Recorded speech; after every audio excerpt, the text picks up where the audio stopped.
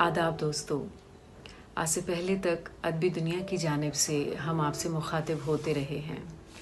अदबी दुनिया पे की गई हमारी तमाम कोशिशों को आपने हाथों हाथ लिया। आपने बेइंतहा प्यार से हमें नवाजा, जिसके लिए हम आपके शुक्रगुजार हैं। दोस्तों, ये देखते हुए हमें ऐसा लगा कि शायरी के लिए एक मुख्तलिफ चैनल होना चाहिए। सो हम हाजिर हैं शायरी पसंद करने वाले तमाम शोरा के लिए लेकर एक नया चैनल शायराना।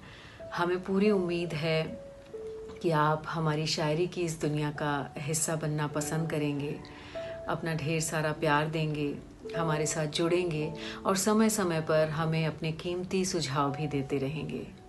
दोस्तों, हम पर उम्मीद हैं कि आपको हमारी ये कोशिश ज़रूर पसंद आएगी।